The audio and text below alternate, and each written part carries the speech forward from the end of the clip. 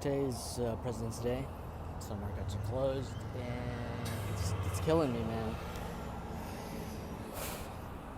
Only piece of excitement keeping me going through the day, through the workday. Anyway, they keep saying that Russia's going to attack, and Russia keeps putting out information that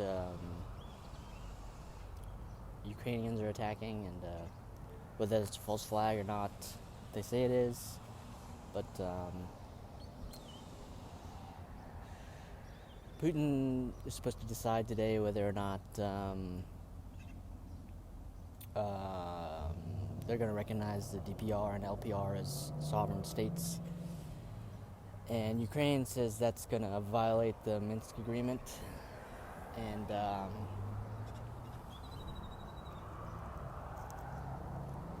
since the Minsk agreements are supposed to be the thing that's guaranteeing the ceasefire agreement between Ukraine and the breakaway states, it's unclear whether or not that's a declaration of war, But they keep saying it's going to come, but it's not coming yet. Well, it's not here yet. So for right now, it's just rattling on the Eastern Front.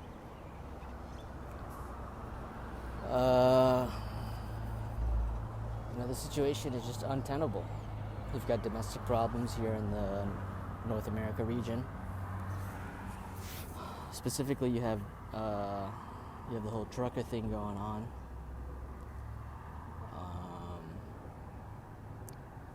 It's only a matter of time before we see it spread. Hopefully, I think to the states themselves.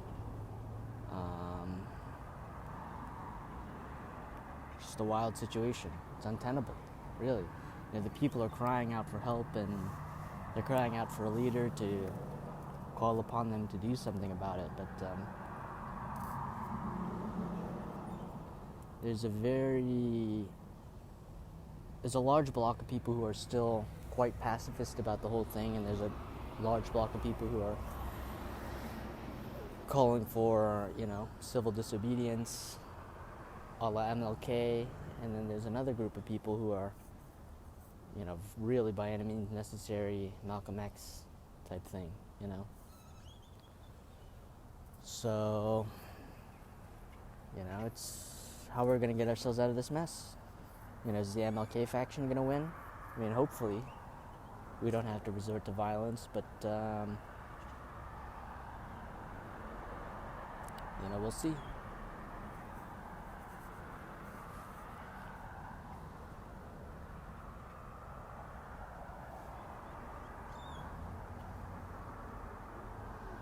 If the MLK faction wants to win, then there's going to have to be... I keep hearing this neologism, this new coinage this new phrase coined called lawfare, and that seems to be the order of it for the sort of loose coalition between the MLK faction and the less violent faction of the Malcolm X faction. So these things sort of bleed into one another, and if you want the MLK faction to win out, you're going to have money to hire lawyers and boost somebody up to be that MLK type figure. MLK was in jail for a really long time, and if the thing is, if just one person goes to jail or whatever, is that going to be enough to vitalize the movement, or is it just going to be one person going to jail in vain?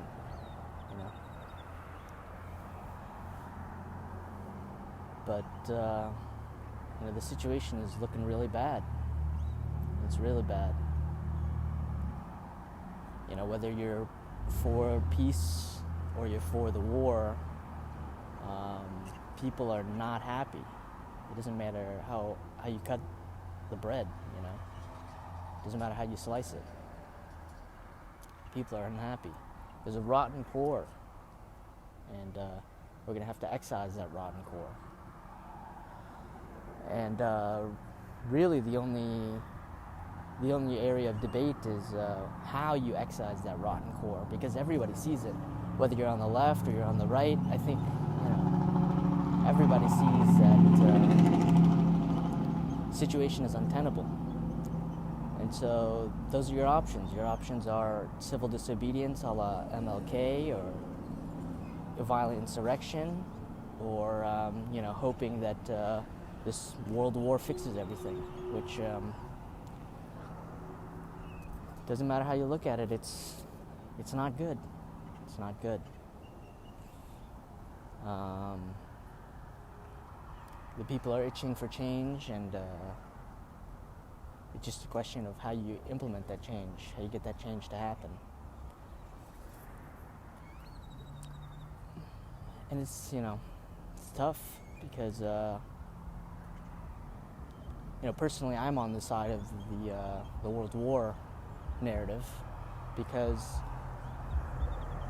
at a certain point the civil disobedience may work, or the Malcolm X faction may work, but one side has tanks and the other side doesn't. It doesn't matter how many guns you have, it doesn't matter how many AR-15s you have, because if one side has tanks and the other side doesn't, well, you just get something like a Tiananmen Square or something,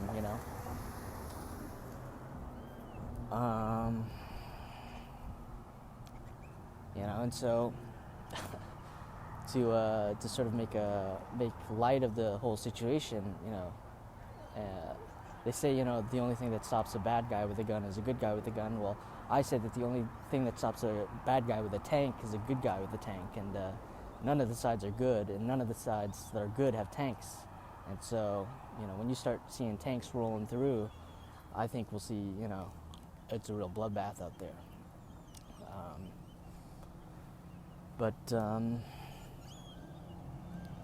The side, if you're partial to that World War narrative, well, on one side you have the U.S. government and its suppression, and the whole Western, order versus, which is totally untenable, versus the authoritarian axis of the Orient, really. We're going to see debates on whether or not Russia is part of the West, broadly defined, or if it's part of the East. And I'm totally not for the Orient at all. I think I would never want to live in an Oriental country, but the third way might be that we see a Western Russia that's opposed to the Western order, but also competent enough to contain, the East. But there are still some holdouts from the MLK faction, the by any means necessary faction, and it's tricky.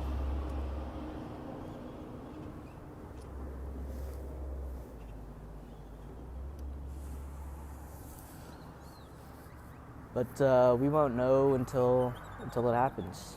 We're still waiting, It's just a whole bunch of waiting, right? The Russians keep claiming that there's going to be an attack, and the Americans keep claiming there's going to be an attack, but they keep using different reasonings behind whether there's going to be an attack or not going to be an attack. And the only thing that we'll let you know for certain is how the democratic process of the markets are going to react. Supposedly, the Russian markets are open today, and it tanked by 10-12%. But the American markets are closed today because it's President's Day. So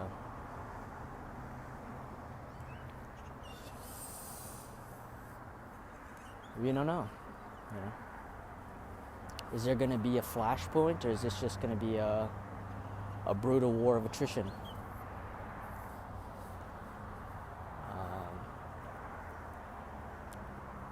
Something's got to break soon, though.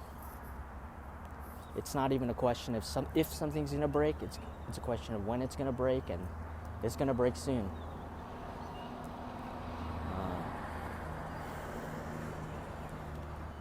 I don't think it can keep going on.